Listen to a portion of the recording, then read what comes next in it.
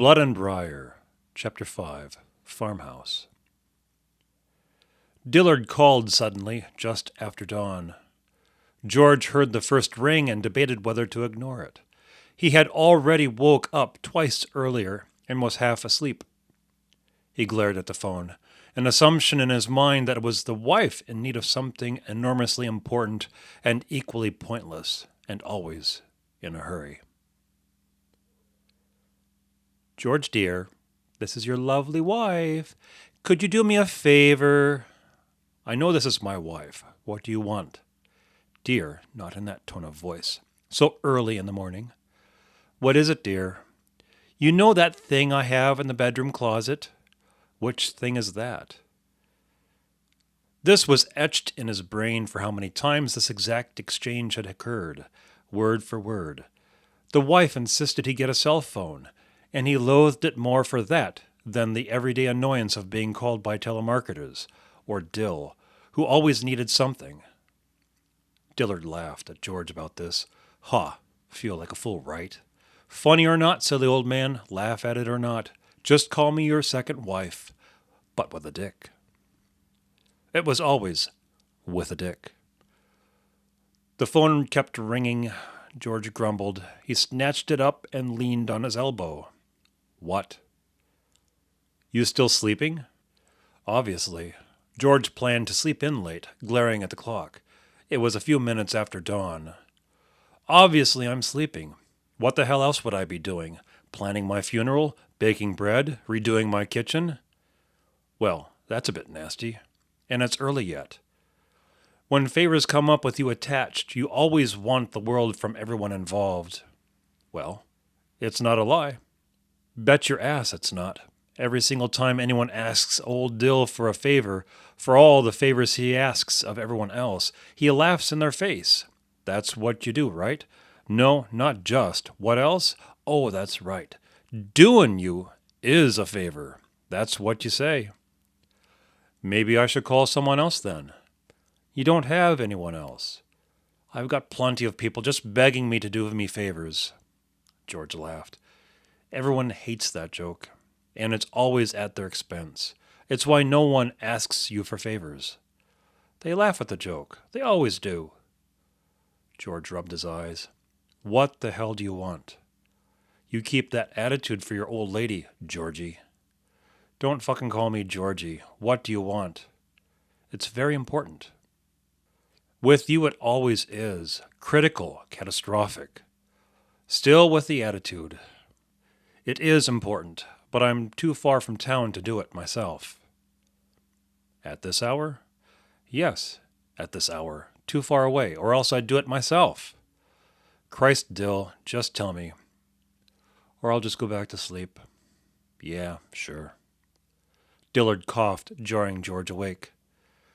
Pick someone up at the bus stop on the corner of Bill's hardware store. It's the only bus stop in town, Dill. George blinked at the cell phone. At this hour? No, jackass, when the bus gets here, at 9. And who am I picking up? Doesn't matter. Bullshit, it doesn't matter. Nope, don't matter one bit. Friend of yours? No. One of your lackey Navy buddies from the service? No friend of mine, that's for damn sure. Then why am I picking him up? Let the bus take him down the road. Can't do that even if I was driving the bus. But you won't tell me who it is. Stop being your wife and just pick the fucker up.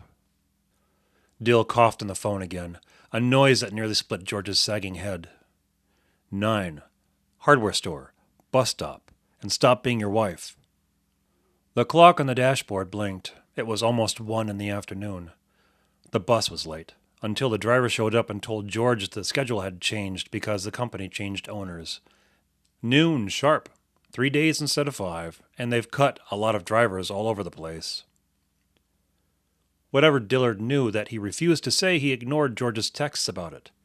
Hey, jackass, the bus is late. Hey, jackass, I've been sitting here for 2 hours. Hey, jackass, what the fuck is his name? Shipbird, the bus is 3 hours behind. Just showed. What's his name? Where do you want me to take him? What's his name? In the meantime, he took the scenic route around the township, hoping to get something out of the man he picked up. He was the only person to get off at the bus stop, a lanky fellow of 30, with nothing but the clothes on his back. "Hey, shithead, you got him? Take him to the old house. You know which house, so don't give me any guff about it. I'll meet you soon."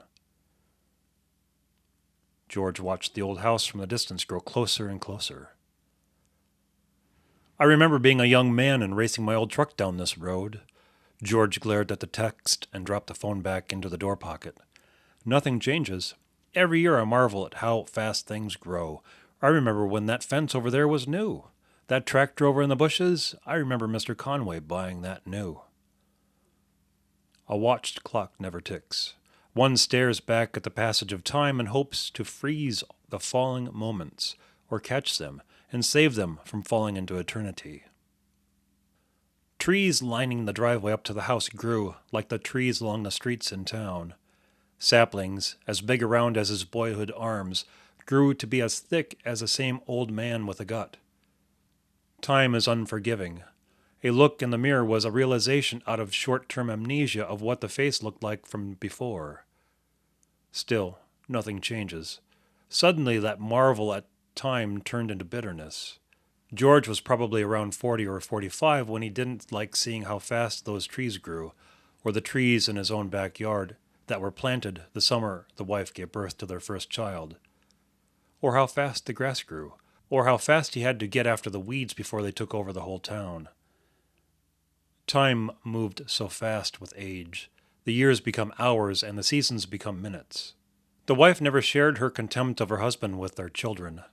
She was a different person with the kids. George resented them for it, but this is a talent old men grow with age, the preamble of senility becoming fervent resentment. George wasn't sentimental enough to shed a tear at his own impending death. One watched a few too many family members rot away in hospital beds to not get familiar with mortality. Mother, brother, father, aunt, cousin, another cousin.